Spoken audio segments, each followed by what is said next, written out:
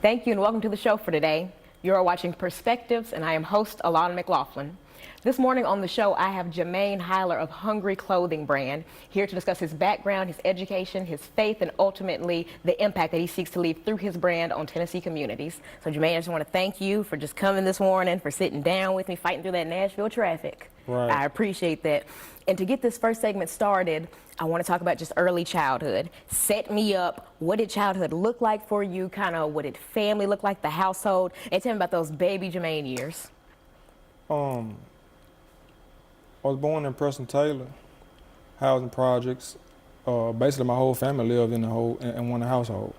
So until my aunts, kind of moved out or whatever, but we were still close by each other, but like across the walk. But it was just like, we was close, but we lived in the projects, and it was fun then. But it was a good fun. But it was a lot going on too, though. And take me through that. I noticed you kind of put the emphasis on then. It was fun then.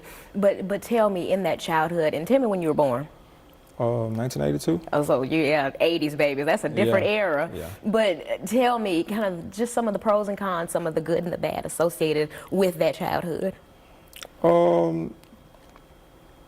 Basically, it's rough just growing up, just living in the housing projects alone. It's any housing project, not just saying those, but it was still kind of safer though. But everybody still loved on each other, but stuff still happened.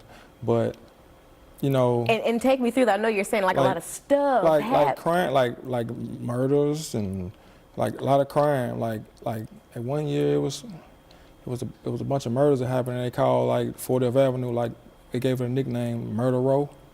So I don't know exactly like the count, but it was like a large number, like 70 or 100 or something like that. It was a bunch. And that's kind of reminiscent of what you're witnessing. Right. But I was a baby, so I don't know. I just know what I was told about. Yeah. Family members. And take me through just some of that positives, just some of the benefits. The benefits was basically, it was, everybody just, it was like, basically it wasn't as strict. It's like, nowadays, it's like if a parent get on to a child and it's like, okay, hey, okay, you good, everything's fine, now these days you better not say nothing about a child. and we laugh, but that's real. That sense of community it's like kind of, we're losing that. Yeah. And it continue. I didn't mean to cut you off right there. It's just the times has changed, rules and changed and laws changed, so everybody just went with the move, but. And we're going to revisit that, especially later in the episode, now that you're a parent, and we're going to talk about some of the differences between that childhood versus how you parent your children today. But take me through later childhood, into like early adolescence. Tell me some of the things you were into, good or bad, hobbies, and just set that up for me through high school. Oh, wow. That's a good one, yeah. I know. Basically, school. I was quiet in school and stuff like that, and I would do little sneaky little stuff. How everybody gonna do something, whatever. But I was cool, laid back, and then I got a little older. But I was just kind of I got into the streets. I was interested in the streets. I liked what I saw. And I was I became infatuated with it. So. And I want to pick right up on that, becoming infatuated with what you saw. In about the last 2 minutes of the segment, I want to talk about what you saw, and we're going to lead into the impact that it had on you and the consequence of that. But I want to talk about, especially in your youth, this is mid to late 90s, early 2000s. Tell me just some of those early things you're seeing. I know the stereotypical things, the cars, the money, but just tell me kind of some of those things that piqued your interest as that young, impressionable. Just it's always you see somebody that you see every day, and they give you money, and stuff like that, and and you grow to like them. You like how they dress, you like how they walk, you like. You see him doing cool, and you think it's cool, so it's like, I want to be like him, or I want to do what he doing, and you got cousins doing it and stuff, so it's like, I want to be like my cousin, so it's just kind of like, you grow, it kind of grow on you, because it's what you see every day. Now, tell me, what's the difference between what you're seeing and versus, going that 9 to 5, the dudes at, White Castle, Burger King? Tell me, and just again, in that impressionable youth's mind, what's the difference? Well, you mean today now? Or I mean, just for anybody, for any young dude who's at that crossroads, who, sees. Oh. I get you. Okay.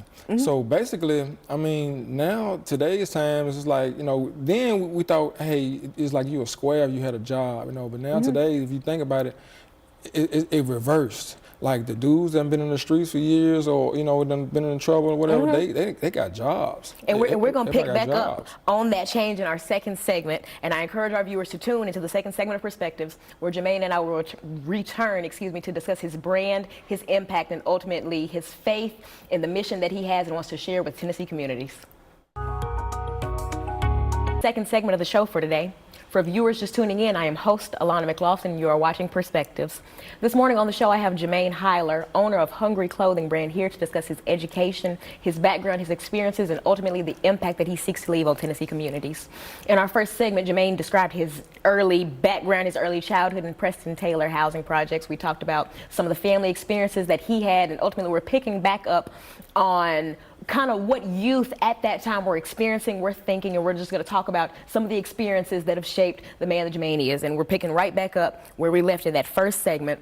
We left off talking about the difference between the 9 to 5 working man and the fast money man. We talked about how impressionable youth are, they see both, and they see both often. And I asked the question, what's the difference between the 9 to 5 working man versus the man with the fast money? We talked about just some of those pools that may trap our youth in unsavory situations. And we're picking right back up on that. You just left off talking about what it looked like for you, and I want you to open right back up on that. Tell me again, you're that youth, you're seeing your cousins and everybody, kind of doing their own thing, and just tell me the impact of that. Tell me kind of what you got into and the result of that. Just basically, it just like I said, it looked cool. So it's like I want to be like them, or I want to do what they're doing. So then you interested, so you try. So and then so I did. I jumped out there. I jumped out the porch, is what they say. So I entered the streets, and it was like it was no turning back. So it was like it was like it's the only thing I wanted to do. So it's like we ran the cars.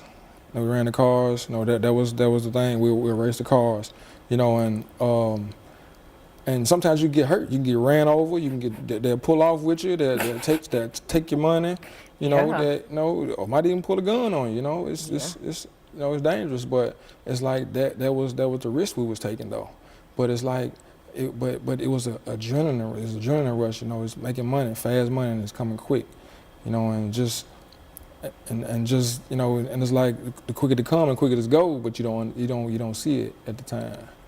And take me through that late teenagehood, kind of the consequence of like this fast money, this fast lifestyle. I mean, so basically, as a young teen, like you see the glitz and the glamour, but you don't see the other side until you experience it yourself. You think it's fun and games, and it's totally different now. But it's like it was fun until you start getting in trouble, and then you get in trouble, then it's like it's like I ain't gonna do it no more. It's like I don't want to do that no more. I quit. And you even pray like, Lord, please get me out of this. I'm done. I quit. And then you get back out, and it's like it's what like, you gonna say now? No, it's like it's hard because the temptation is that your friends doing it. It's like it might didn't give you something to get you back on your feet, or it's just like I don't want to be broke. What else am I gonna do? You don't want to look like a square by going to get a job. It's like you think that's lame, and getting a job the whole time is really setting you up for the future. 401k, insurance, life insurance, dentist and all that. You in the street, you don't go to the dentist. you know, but if you got a job, you got insurance, you can go to the dentist. You're right. And I want to talk about kind of the result of that street behavior. I want to talk about your time incarcerated and just maintaining faith, specifically faith in God throughout a time like that. And I want you to tell me your story. Well, basically, I was on 8 years probation, and I had to get a job basically to stay on probation. Otherwise, I was gonna go to jail. So I got a job as a delivery driver and delivering pizzas. And a guy threatened me, and I had a weapon on me at the time, and I felt threatened, so I used it, you know. And we both went to jail, and I ended up doing 8 years in the process. But by me doing 8 years federal in the process. But by me doing the time, you know, it's like it changed my whole outlook. It changed my whole perspective on the way I saw things. You know, I wanted out of the streets before I even, before I went in. I prayed about it. I didn't know how to get out.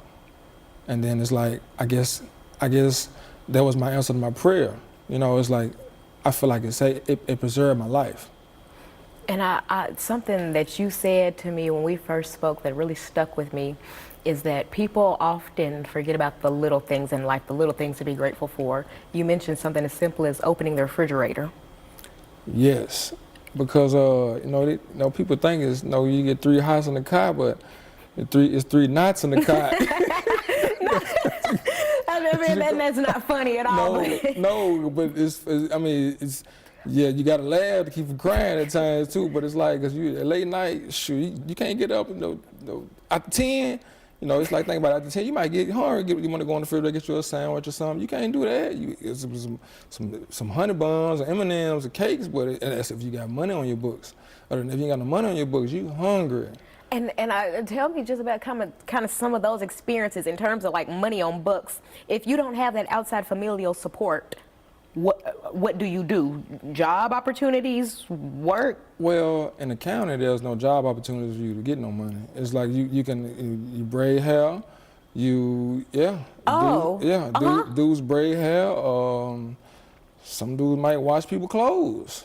Just to be honest with you, might underwear and all. And that's kind of where it gets. Yeah. That's where that kind of underworld kind of begins to. Because you can end up indebted with people that you have to see every single day for hours on end. And I want to talk about federally, if you know that answer, in terms of work opportunities for people who don't have that outside support but still want like these items. I can't even call them leisure items because they're food, and food is not a leisure, that's a necessity. Right. And so kind of tell me about, if work opportunities aside, tell me just opportunities while incarcerated in general. And that's how we're going to kind of end this second segment. Just tell me education opportunities, anything like that. Well, I mean, now on a federal level, basically, anywhere you go, basically, if you don't have a GED, you're going to go to school and you're going to go to work. Okay. So if you in the streets and you think you too big to get a job, guess what? You go in there, you gonna get a job. And we're gonna talk about just kind of how the system shapes people up, both negatively and positively. And I encourage viewers to tune into the final segment of Perspectives, where Jemane and I will return to discuss Hungry Clothing Brand, his impact mission, and the goodness that he wants to share with Tennessee communities. Welcome to the final segment of the show for today. For viewers just tuning in, I am host Alana McLaughlin, and you are watching Perspectives. This morning on the show, I have Jemane Hyler of Hungry Clothing Brand here discussing his background, his experiences, and the impact that he seeks to leave on Tennessee communities through his work. In our first 2 segments, we set up Jemane's early life and adolescence. We talked about just some of the pivotal experiences that have shaped him as both a man, a business owner, a father, and more. And we're picking back up in this final segment. You were dropping gems for our youth. You were we made a joke about how a lot of young cats in the street may not want to get a job. They may think that it's not cool, but if you're incarcerated and don't have an education, you're going to work. And I want you to pick right back up on the impact that time spent incarcerated had on you, and then we're going to transition into what life looked like afterward. And I want to emphasize trusting God's plan throughout this, because I know in speaking to you that a lot of this was uncertain. A lot of your future was uncertain, time spent in there as a child. And I want to talk about trusting God throughout all this and maintaining that faith as a follower of Christ. I know that's loaded. I'm sorry. Wow. I know, right? I know. Let me break it down piece by piece. First, take me through just how incarceration shaped you, and then it's really what you make it. Yeah. If you go in there with the mind frame of, I'm gonna do something different, but you got to stick to it, because I done said it before and didn't. But it's like you got to be serious about it. But it's like if not, it's like you're gonna go back to the same thing. So. Yeah. I really wanted out before then. So, and I just stood on what I stood on. And now take me through release, through what that looks like. A question I've been wanting to ask is kind of, what does life after incarceration look like, especially for a young black man who has spent a great chunk of his adolescence incarcerated? I want you to take me through what day zero looked like for you. Day zero being leaving the facility and your first day. I want to talk about some of the resources that you were offered or not offered, and kind of just set that up for me. I really didn't have any resources at all. It's like, you get your bus ticket, and send you on your way, or have your people to come and get you. And so I had my brother and my best friend come and get me, and we rode on back from Kentucky, and we just kind of laughed and joked, and I had to turn myself into the halfway house, or it'll be worn out for you, so you got to go to the halfway house.